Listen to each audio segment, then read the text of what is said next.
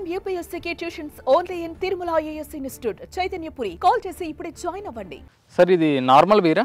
ఇవన్నీ normal beer అండి. ఈ పందిర్లో ఒక్కొక్క భాగంలో ఒక్కొక్క బీర్ వేస్తూ ఉంటాం. ఇదైతే నార్మల్. ఇది ఒక అర్ధ ఎకరం వేస్తుంటారా? అర్ధ ఎకరం ఏమి ఉండదండి, ఒక 4 గుంటలు ఉంటుంది అంతే.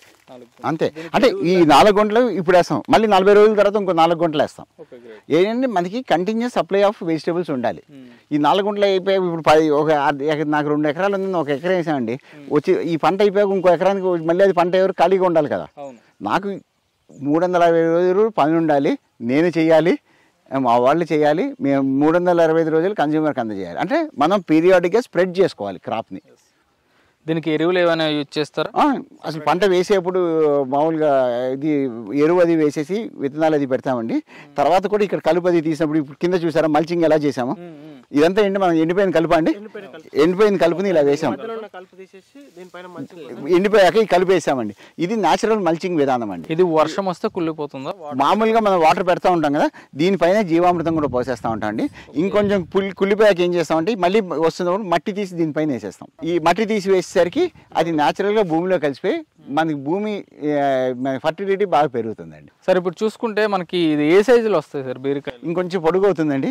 ఈ సైజు నుంచి కూడా కోసేయచ్చు, పర్లేదు, లేతగానే ఉంటుంది, అదేం పర్లేదు. 1 కేజీ వస్తుంది ఒకటి? లేదు అంత రాదండి. వెయిట్ లెస్ తక్కువ ఉంటుందా? అంటే 1 కేజీ వరకు పెరుగుతుంది కాబట్టి ముదిరిపోతుంది. అందరు లేతగా ప్రిఫర్ చేస్తారు కాబట్టి కొంచెం లేతగానే కొయ్యాల్సి వస్తుంది. ఓకే, ఇది స్టార్టింగ్ స్టేజ్ సార్? ఇవి చిన్నవి అంతేనండి, పిందెలు ఇంకా. ఓకే, ఇది ఎన్ని రోజులు క్రాప్ సార్? ఇది ఒక 90 డేస్ టు 120 డేస్ ఉంటుందండి. 90 డేస్ అంటే 120 డేస్ మనకి 50 డేస్ నుంచి పంట ఇస్తుందండి. 40 రోజులు బాగా ఇస్తుంది, ఇంకా బాగా మెయింటైన్ చేసుకుంటే ఇంకో 30 రోజులు కూడా ఇస్తుందండి. ఇంకా చూసుకుంటే మీరు వీటి ద్వారా కూడా విత్తనాలు సేకరిస్తారు సార్? కొన్ని కాయలు వదిలేస్తూ ఉంటామండి, మీకు చూపిస్తాము. విత్తనం కావాలనుకున్నప్పుడు ఇది విత్తనం ఇక్కడ ఒక ఇది క్లాత్ కట్టేస్తాం. ఎందుకంటే ఇంతమంది పని చేస్తున్నప్పుడు ఎవరో ఒకరు కోసేయకుండా గుర్తు ఎలా ఉంటుందంటే అది అక్కడ క్లాత్ కట్టేసి ఉంటే దీన్ని ఎవరు కోయకూడదు, అది విత్తనానికి వదిలిపెట్టామని తెలుస్తుందండి. సో అందరికి ఇండికేషన్ అనమాట, ఇండికేషన్ విత్తనాల కోసం పెట్టామని. మీరు ఎక్కడ సీడ్స్ ఎక్కడ కొన్నారు?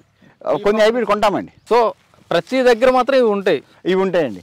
ఇవి ఉంటేనే మనం పురుగుల్ని చాలా వరకు అరికట్టగలుగుతాం. ఇందులో ఏమైనా వేస్తారా సార్? దాంట్లో లూరు ఉంటుందండి. లూరు ఉంటుంది కదా, ఇప్పుడు మనది కొంచెమే ఉంది అంటే మనం చాలా వరకు అరికట్టగలిగాం. ఈ మధ్యలో డబ్బాలాగా ఉంది చూసారు, డబ్బాలో తెల్లగా ఉంటుంది.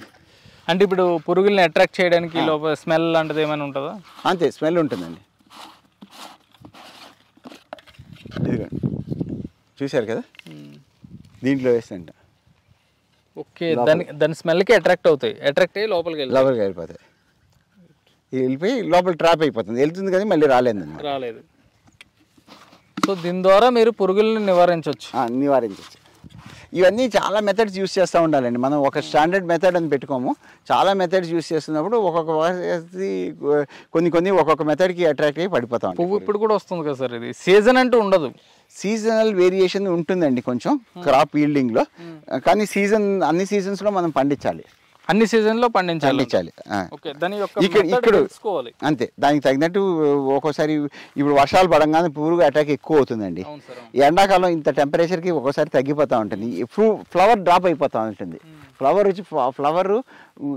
ఈ కూరగాయగా మారేలోపు డ్రాప్ అయిపోతుంది. జనరల్గా ఏంటంటే అండి మనకి సెప్టెంబర్ అక్టోబర్ నుంచి మార్చ్ వరకు మంచి ఐడియల్ క్లైమేట్ ఉంటుందండి. తర్వాత ఎండలు ఎక్కువైపోయినప్పుడు పడిపోతూ ఉంటుంది, దిగుబడి తగ్గుతుంది. సార్ ఇవి రౌండ్గా ఉన్నాయి. బీరలో చెప్పాను కదండి చాలా రకాలు ఉన్నాయని. ఇది ఈ బంతి బీర అంటారండి, మన క్రికెట్ బాల్ లాగా వస్తుంది. ఓకే, ఇదంతా విత్తనాలు వదిలేసాను. సీజన్ ఇది క్రాప్ సైకిల్ అయిపోయిందండి. బంతి బీర టేస్ట్ ఎలా ఉంటుంది? మన బీరకాయ లాగే ఉంటుందండి, బాగుంటుంది, రుచిగా ఉంటుంది. ఓన్లీ థింగ్ ఇవి ఇంక విత్తనాలు క్రాప్ సైకిల్ అయిపోయిందండి, అంతే. ఎండిపోయి విత్తనాలకి ఈ నెక్స్ట్ సైకిల్కి ఇదే యూస్ చేస్తాము. ఈసారి గ్యాప్ వచ్చింది, ఆ గ్యాప్ రాకూడదు మా దగ్గర, ఎప్పుడు కూడా కంటిన్యూస్గా ఉండాలి. ఇది బంతిరి బీర రకం అని చెప్పాను కదండి, ఇదిగోండి ఇది ఇది గుత్తి బీర అండి. అది రౌండ్గా ఉంటుంది, ఇది కొంచెం పొడుగా చిన్నగా ఉంటాయండి, గుత్తులుగా వస్తుంది.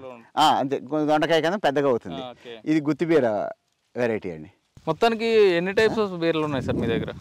ఒక 7-8 రకాలు ఉన్నాయండి. ఇప్పుడు ప్రస్తుతానికి మీరు 4 చూపించారు. ఇది చిన్న స్టేజా? లేదు, ఇది క్రాప్ సైకిల్ అయిపోయిందండి. దీని సైకిల్ అయిపోయింది, తీసేయాలి. తీసే కొంచెం విత్తనాలు కలెక్ట్ చేద్దామని ఉంచాము. కొన్ని ఇంకా కొన్ని పచ్చి ఉన్నాయి, అది ఇంత చిన్న సైజులో తీయలేము,